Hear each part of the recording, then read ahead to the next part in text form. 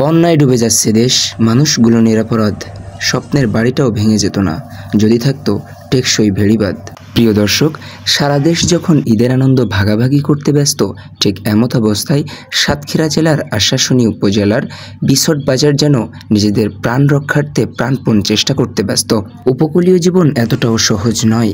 এখানে বাঁচতে হলে জন্ম থেকে মৃত্যু পর্যন্ত লড়াই করে বাঁচতে হয়। প্রিয় দর্শক, আপনারা ভিডিওতে যে বেদনাদায়ক দৃশ্যটি দেখতে পাচ্ছেন, এটি খোলপেটুয়া নদীর তীরে অবস্থিত 200 ফুট উপকূলীয় রক্ষাবাঁধ, যেটি প্রায় মাঝ বরাবর অবস্থান থেকেই ভেঙে যায় এবং প্রবেশ করে খোলপেটুয়া নদীর লোনাপানি এলাকাবাসীদের মাঝে।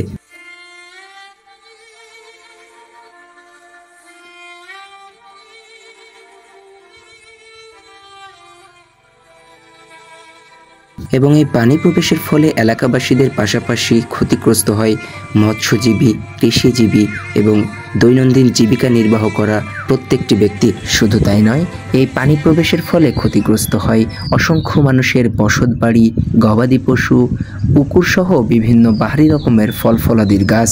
এভাবেই যেন যাচ্ছে উপকূলীয় মানুষদের দৈনন্দিন জীবনযাপন।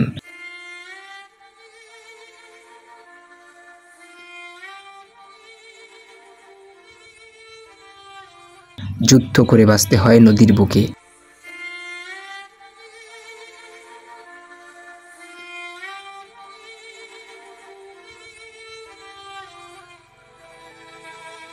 এভাবে আর কতদিন? তাদের চাওয়াটা খুবই সীমিত। তারা চায় একটু বাঁচতে, তাদের বাপের ভিটা, তাদের বসত বাড়িকে আগলে ধরে বাঁচতে, কিন্তু বারবার নদীর কাছে তারা ব্যর্থ হয়। এই জীবনযাপনের অবসান কোথায়?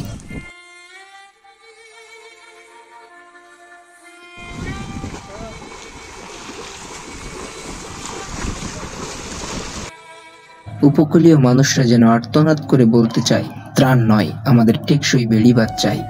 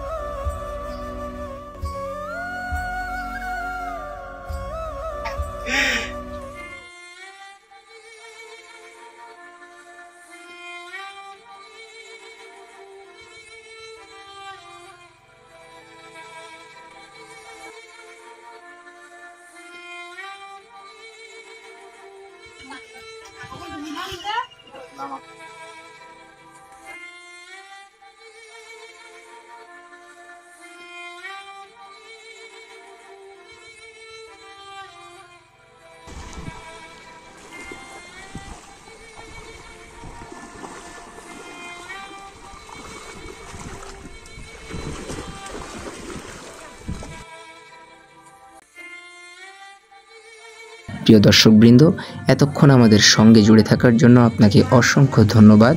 আমাদের সঙ্গে জুড়ে থাকবেন। আমাদের পরবর্তী ভিডিওটা পাইতে অবশ্যই পেজটি ফলো করবেন। সবাই ভালো থাকবেন, সুস্থ থাকবেন, চারপাশের পরিবেশকে সুন্দর রাখবেন। আল্লাহ হাফেজ।